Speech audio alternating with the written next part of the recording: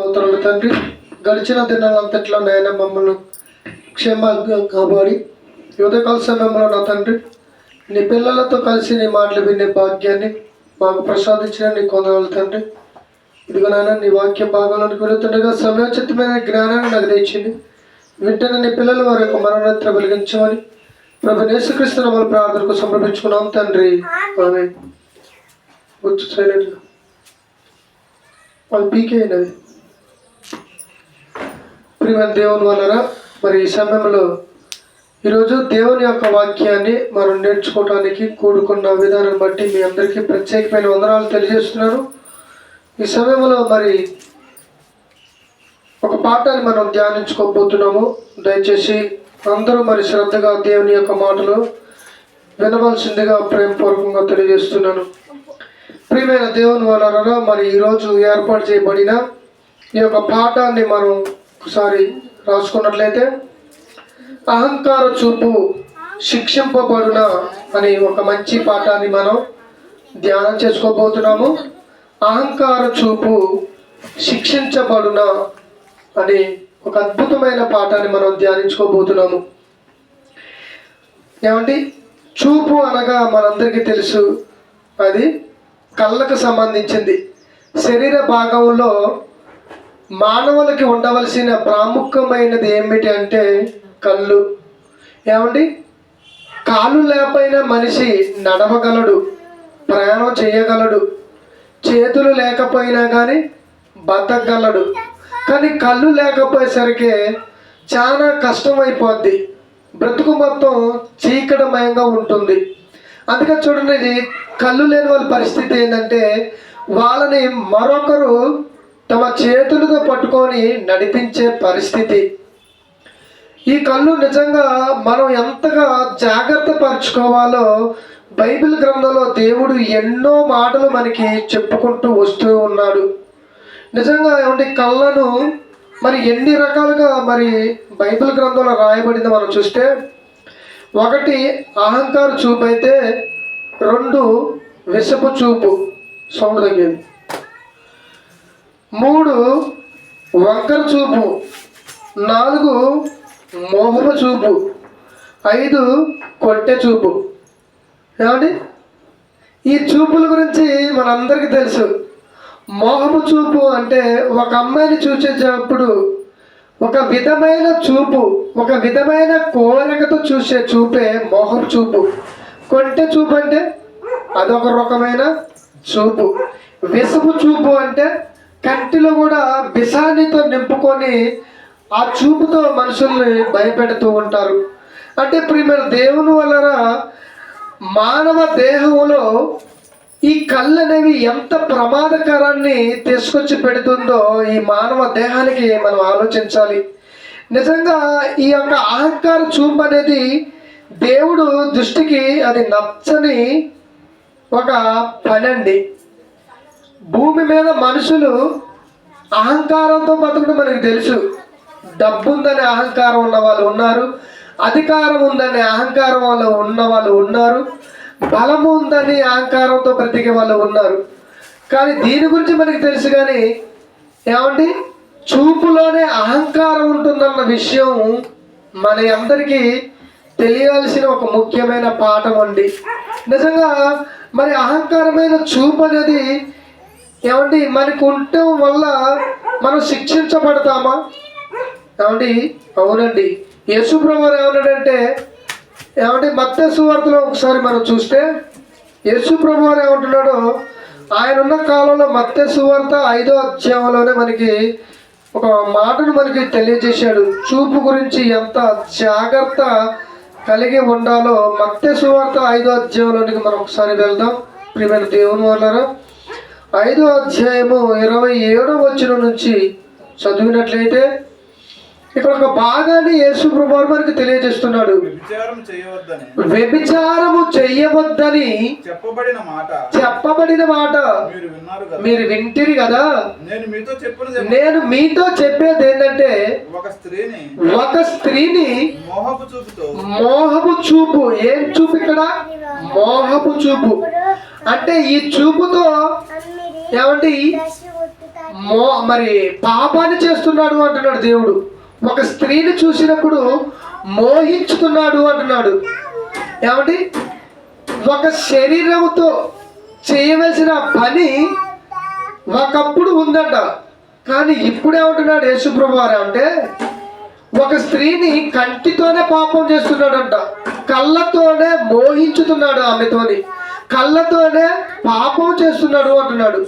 అంటే ప్రియమైన దేవుని వలన ఈ కళ్ళు ఎంత భయంకరమైనవో మనం ఆలోచించాలి.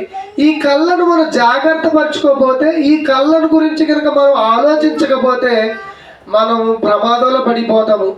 ఈ కళ్ళతో మనం ఈ ప్రపంచాన్ని చూడగలమని సంగతి మనకి తెలుసు. ఈ కళ్ళ లేకపోతే మనం బ్రతకలేమని సంగతి తెలుసు. కానీ ఇదే కళ్ళు మనల్ని పాడు చేస్తుందన్న విషయాన్ని మనం తెలుసుకోవాలి. ఇదే కళ్ళ వల్ల మనం పతనానికి వెళ్ళిపోతామన్న విషయాన్ని మనం గమనించాలి. ఒకసారి చూద్దాం. సామెతల గ్రంథము 6వ అధ్యాయం 17వ వచనంలో ఏమంటాడు చూడండి. సొలొమోను గారు సామెతల గ్రంథము 6వ అధ్యాయము 17వ వచనాన్ని ఒకసారి చూస్తే ప్రియమైన దేవుని వాళ్ళారా, ఇక్కడ ఏం చెబుతున్నాడో భక్తులు మనం ఆలోచించాలి. అవేమనగా అహంకార దృష్టియు. ఇక్కడ చూడండి, అహంకారమైన దృష్టి. ఏమండి, అహంకారమైన దృష్టి అంటే దృష్టి అనగా చూపు. అహంకారము అంటే అది గర్వంతో కూడిన ఒక భాగం అన్నమాట.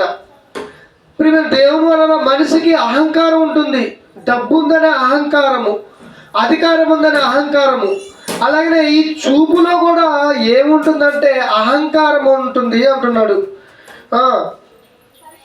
మరో చదండి మొదటి నుంచి.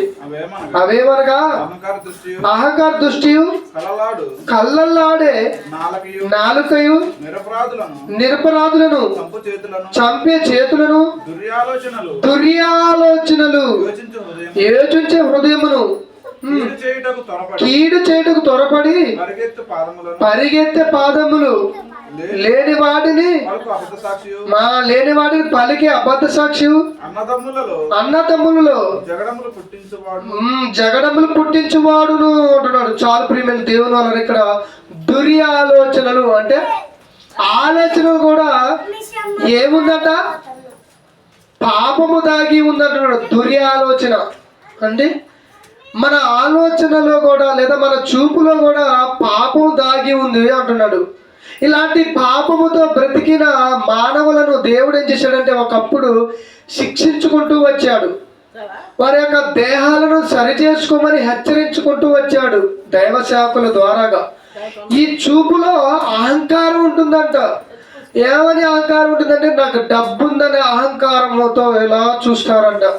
నాకు అధికారం ఉందనే ఆ యొక్క చూపుతోనే, చాలా మంది చూడండి చూపులతోనే చంపుతుంటారు కదండి. ఈ మధ్యకాలంలో పాట వచ్చింది, ఏమన్నా చూపులతో గుచ్చి చంపమాకనే ఒక పాటను కూడా రాశారు. అంటే చూపు వల్ల మనిషిని ఏమంటే భయపెట్టవచ్చు, చూపు వల్ల కూడా మనుషులని కంట్రోల్ చేయవచ్చు. అంటే ఈ చూపుతో ఎంత భయంకరమైన పాపము దాగి ఉందో ప్రియమైన దేవుని వలన మనం ఆలోచిస్తే ఒకసారి సామెతల గ్రంథము 30వ అధ్యాయము 13వ వచనాన్ని ఒకసారి చూద్దాం. సామెతల గ్రంథము 30వ అధ్యాయము 13వ వచనంలో ఏమంటున్నాడో అక్కడ ఒకసారి చూద్దాం.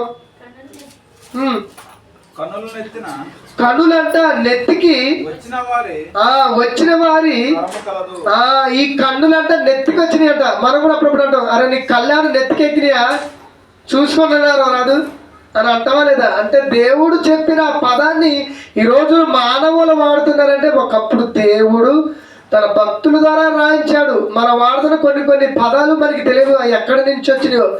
ఈ బైబిల్లో నుంచి వచ్చిన ఓట్స్ అనమాట. అవి మనకి తెలియకుండా వాడుతున్నాము. కన్నులంట నెత్తికెచ్చిన వారు వారి యొక్క తరము కలదు, వారి కనురెప్పలు ఎంత పైకెత్తబడి అంటే నిజంగా చదవని దేశములో వారు ఉండకోకుండా వారు దరిద్రులను మింగునట్లును మనుషులలో ఉండకుండా పేదలను నశించునట్లు ఖడ్గము వంటి పాలును కత్తుల వంటి దవడ పళ్ళను గలవారి తరము కలదు అంటున్నాడు. చూసారండి, ఈ కళ్ళు మనిషి నెత్తికెక్కితేనండి నిజంగా అంటే అహంకారము అంటారు దీన్ని. చాలా మంది కూడా నీ కళ్ళు నెత్తికెక్కినాయా, నీ కళ్ళు కనపడవా అంటారు. ఎందుకు ఈ భాషను ప్రయోగిస్తున్నారంటే మనిషి గర్వంతో బ్రతుకుతున్నాడు కాబట్టి. ప్రియమ దేవుని వలన ఈ యొక్క కనురెప్పలంట ఎంత పైకి ఎత్తపడుతున్నాయో అంటున్నాడు. అంటే మనిషి ఏ స్థాయిలోకి మరి దిగజారిపోతున్నాడో ఆలోచించాలి. ఈ కళ్ళతో చెయ్యరాని పాపాలు చేస్తున్నాడు మనిషి. ఈ కళ్ళ వల్ల మనిషి పాతాళానికి పోతున్నాడు. ఈ కళ్ళ వల్ల తన బాడీ మొత్తం కూడా అపవిత్రమైపోతుంది అంటున్నాడు. అంటే ప్రియమ దేవుని వల్ల మనిషి కళ్ళతోనే ఏమండి చెడు మార్గంలో నడుస్తున్నామా మంచి మార్గంలో నడుస్తున్నామో అర్థం చేసుకోవాలంటే ఈ కళ్ళే ప్రాముఖ్యమైనవి. ఈ కళ్ళు లేకపోతే నీ మార్గం ఎటువైపు ఉంటుందో నీకు అర్థం కాదు. అలాంటి కళ్ళను మనం ఏం చేసుకోవాలంటే భద్రపరచుకోవాలి. అది బైబిల్ గ్రంథంలో నుండి మాటలను బట్టే తప్ప మనకు అర్థం కాని పరిస్థితి. చూడండి, ఒకసారి యెషయా గ్రంథము 2వ అధ్యాయము 11వ వచనంలో ఒకసారి మనం చూస్తే, యెషయా గ్రంథము 2వ అధ్యాయము 11వ వచనంలో ఇక్కడ దేవుడు ఒక మాట భక్తుల ద్వారాగా రాయించుతున్నాడు. ఒకసారి చూద్దాం. నరుల అహంకారమైన దృష్టి తగ్గించబడితే వాళ్ళకంట అహంకారమే చూపు ఉంటుందంట నరులకు. అలాంటి చూపు దేవుడు తగ్గిస్తాడు. నీకు ఎంతకాలం ఉంటుంది నీ యొక్క అహంకారము? ఎంతకాలం నువ్వు అహంకారంతో బతకగలవు? ఏదో ఒక రోజు నీ అహంకారాన్ని దేవుడు తగ్గిస్తాడు అంటున్నాడు. మనుషులు గర్వము అనగదొక్కబడింది. మనుషుల యొక్క గర్వం అంట ఎవరు అనగదొక్కుతారంట? దేవుడే అనగదొక్కుతాడు అంటున్నాడు. ఆ దినమున యెహోవా మాత్రమే ఘనత వహించిన వాడు. చూసారా ప్రియమైన దేవుని వలన నరుల అహంకార దృష్టి తగ్గించబడుతుంది. నువ్వు ఎంత అహంకారంతో బతికితే అంత తగ్గించబడతావు అంటున్నాడు. అహంకారం లేకుండా బ్రతికే మానవుడు భూమి మీద లేడా అంటే లేరు. ఆ అహంకారం అనేది మానవ దృష్టిలో ప్రవేశించకుండా ఉండాలంటే బైబిల్ దగ్గరికి ప్రతి మనిషి రావాలి. అందుకే అన్నాడు చూడండి, మనుషుల అహంకారము, మనుషుల యొక్క గర్వము అనగదొక్కబడుతుంది. ఒకనాడు దేవుడే అనగదొక్కుతాడు. ఎంతకాలం నువ్వు గర్వంతో ఊగుతూ ఉంటావు? నాకే డబ్బు ఉందని, నాకే ఆస్తులు ఉన్నాయని, నాకే అధికారం ఉందని, నాకే పలుకుబడి ఉందని గర్వంతో బతుకుచున్నావు నీవు. నిన్ను దేవుడు ఒకరోజు అనుస్తాడు అన్నాడు. ఆ విషయాన్ని ఒకసారి లూకాసు వార్తలో యేసు ప్రభువు చెబుతున్నాడు. చూడండి ఏమండి, లూకాసు వార్తలో ఒక వ్యక్తి అండి అదే గర్వంతో భూమి మీద బతుకుచున్నాడు. ఎలాంటి గర్వంతో బతుకుచున్నాడో ఒకసారి మనం ఈ సమయంలో మనం చూస్తే ప్రియమైన దేవుని వల్ల మనకు అర్థమైంది. లూకాసు వార్త 16వ అధ్యాయం 1వ వచనం నుంచి, లూకాసు వార్త 16వ అధ్యాయం 1వ వచనం నుంచి చూస్తే, మరియు ఆయన తన శిష్యులతో ఇట్లనేను ఒక ధనవంతుని యొద్ద ఒక గృహ నిర్వాహకుడు ఉండెను. వాడు అతనిని ఆస్తిని పాడు చేయుచున్నాడని అతని యొద్ద వాని మీద నేరము మోపబడగా అతడు వానిని పిలిపించి నిన్ను గూర్చి నేను వినుచున్న ఈ మాట ఏమిటి? నీ గృహపు లెక్క అప్పగింపుము. నీవు ఇక మీదట గృహ నిర్వాహకుడువై ఉండవల్ల కాదని వానితో చెప్పాడంట. చూసారా ప్రేమ దేవుని వలన ఒక ధనవంతుని యొక్క ఒక గృహ నిర్వాహకుడు ఉన్నాడు. అంటే ఒక ధనవంతుడు ఆస్తి పైన ఒక పనివాడు ఉన్నాడు.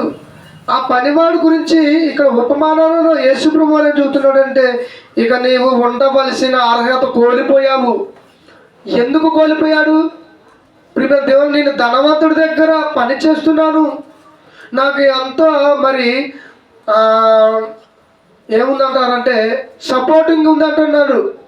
చాలామంది చూడండి, నాకు రాజకీయ సపోర్టు ఉంది, ఏమండి నాకు అధికార సపోర్టు ఉంది, నాకు మరి డబ్బు సపోర్టు ఉంది, నాకు బలం సపోర్టు ఉందని ఇలాంటి గర్వంతో భూమి మీద బ్రతికే మానవులు చాలామంది ఉన్నారు. అలాంటి వారి యొక్క గర్వాన్ని ఏదో ఒకరు దేవుడు మరి అణుచున్నట్టుగా మనకి బైబిల్ గ్రంథంలో మనకి కనపడుద్ది. ప్రియమైన దేవుని వల్ల నిజంగా ఇక్కడ ఏమంటున్నాడంటే 2వ వచనంలో, అతడు వాణిని పిలిచి, నిన్ను గూర్చి నేను వినుచున్న ఈ మాట ఏమిటి? నీ గృహ నిరోధకపు లెక్క అప్పగింపుము, నువ్వు నాకు లెక్క అప్పగింపమంటున్నాడు.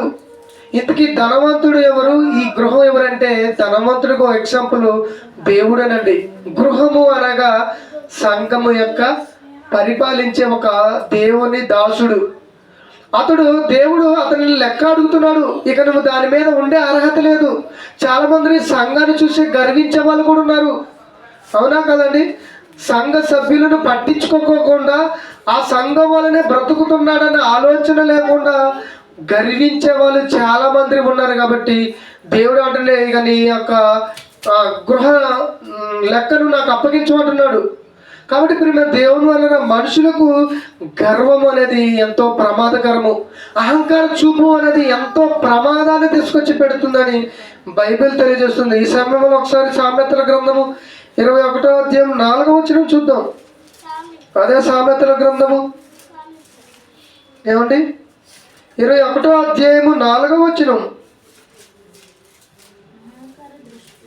అహంకార దృష్టి, గర్వ హృదయము, భక్తిహీనుల క్షేమము పాపయుక్తములే అంటున్నాడు. ఏమండి మరొకసారి ఈ సమయంలో చదువుకున్న ప్రియమైన దేవుని వలన సామెతల గ్రంథము 21వ అధ్యాయం 4వ వచనం. అహంకార దృష్టియు గర్వ హృదయమును భక్తిహీనుల క్షేమము పాపయుక్తములే అంటాడు. చూడండి, అహంకార యొక్క దృష్టి గాని, గర్వ హృదయము గాని, భక్తిహీనుల యొక్క క్షేమము అవి పాపయుక్తములే. పాపానికి ఏమండి ప్రవేశించడానికి, పాపంలో బ్రతకడానికే ఈ అహంకారమైన దృష్టి ప్రవేశించుతుంది అంటున్నాడు.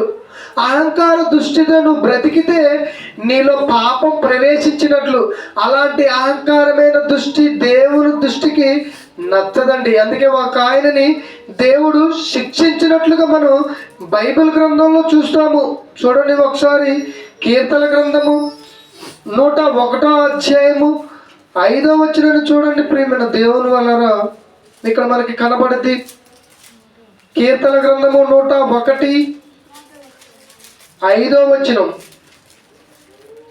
తమ పొరుగు వారిని సాటును దూషించు వారిని నేను సంహరించదను, నేను చంపేస్తానంటున్నాడు.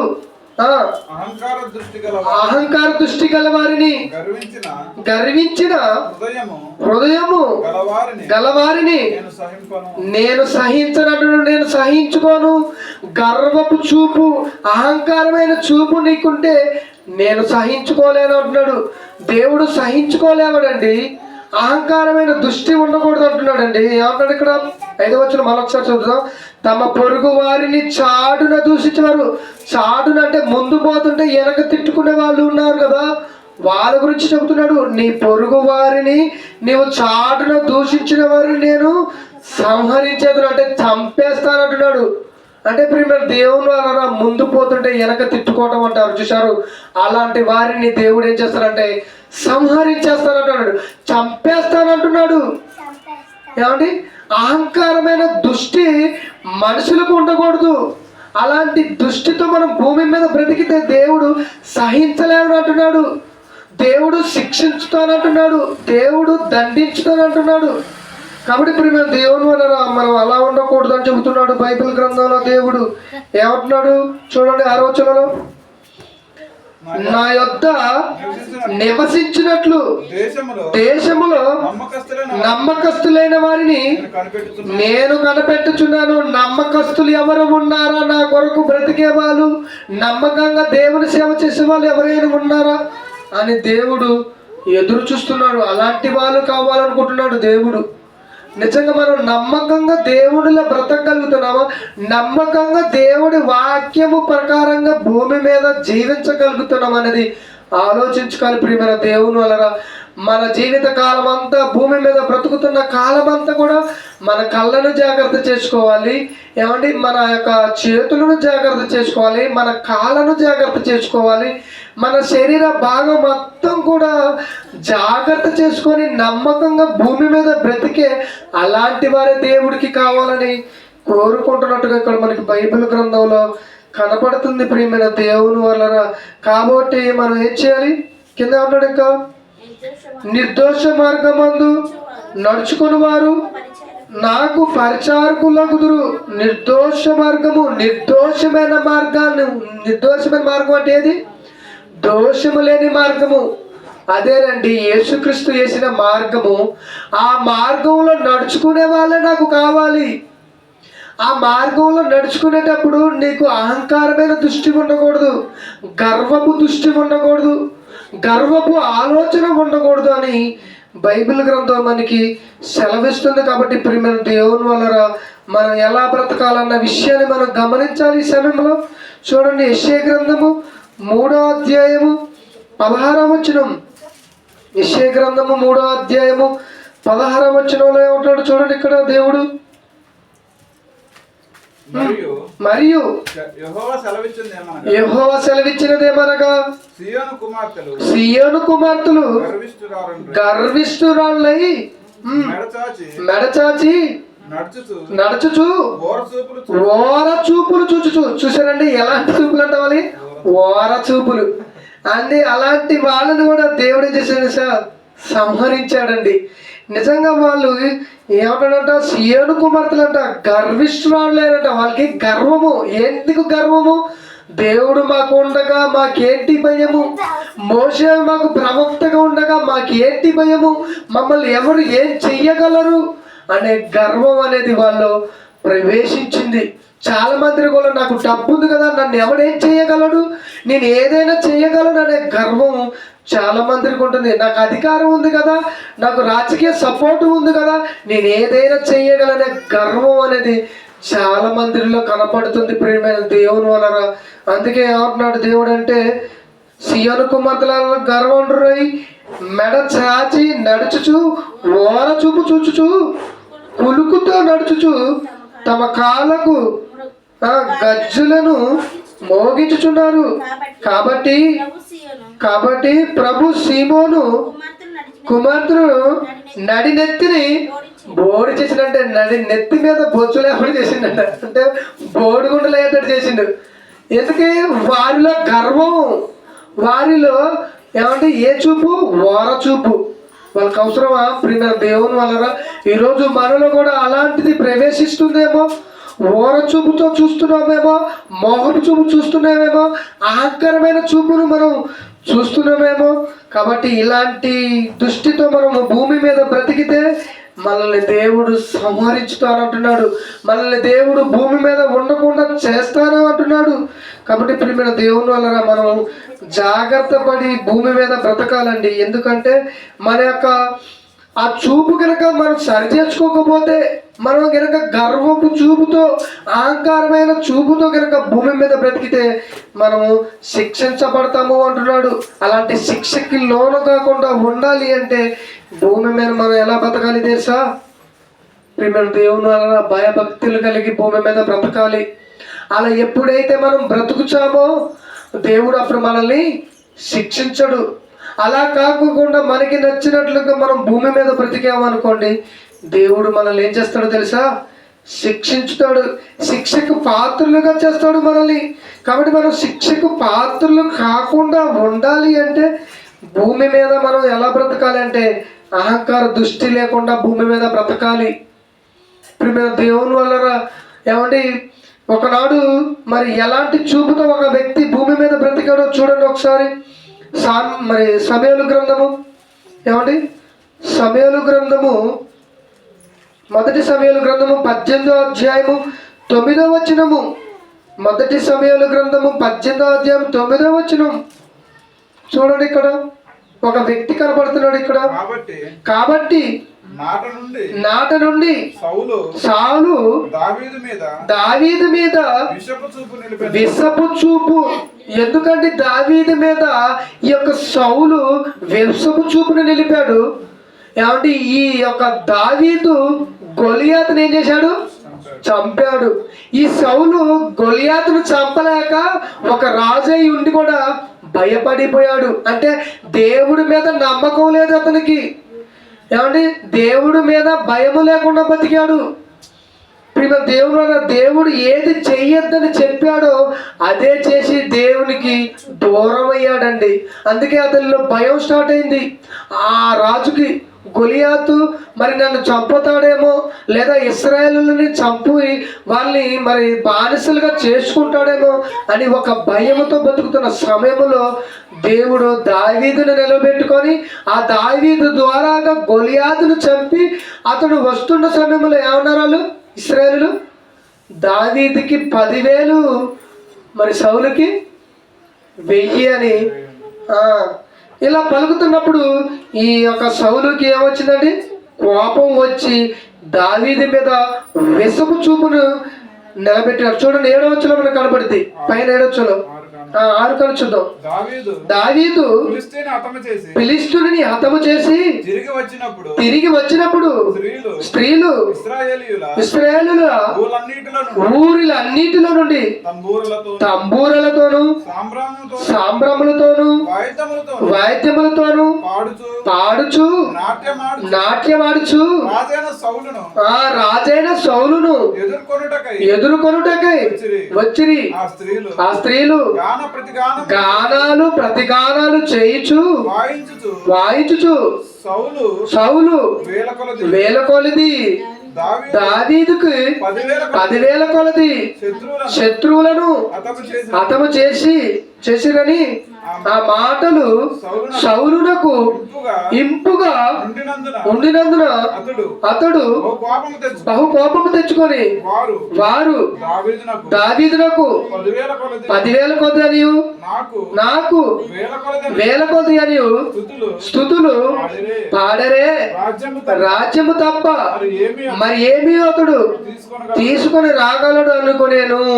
కాబట్టి నాట నుండి సౌలు దావీదు మీద విషపు చూపుని నిలబెట్టాడు. చూసారా ప్రియమైన దేవుని వలన నాట్యమాడుచు పాటలు పాడుతూ తంబూరలతోనూ ఏమండి మరి పాటలు పాడుకుంటూ వస్తున్నాయి. ఏమని?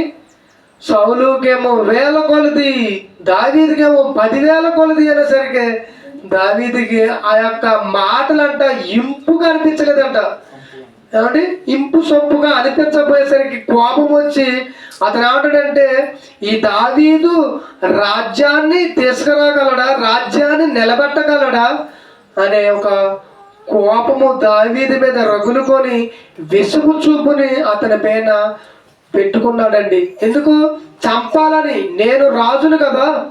అతడు ఏ పాటి వాడు? ఒక గొర్రెలు కాచుకునేవాడు. అలాంటి గొర్రెలు కాచుకునే దావీదు అక్కడ ఇశ్రాయేలుకు రాజ్య పరిపాలన చేసిన రాజునైన నేనెక్కడా అని ఆ యొక్క అహంకారమైన దృష్టితో భూమి మీద బ్రతికిన వ్యక్తి ఎవరంటే ఇదిగో సౌలు కనపడుతున్నాడు. అలాంటి సౌలును దేవుడు ఏం చేశాడంటే పక్కకి నెట్టి పడేశాడు. ఎందుకు? అతడు గర్వముతో భూమి మీద బ్రతికాడు ప్రియమైన దేవుని వాళ్ళరా.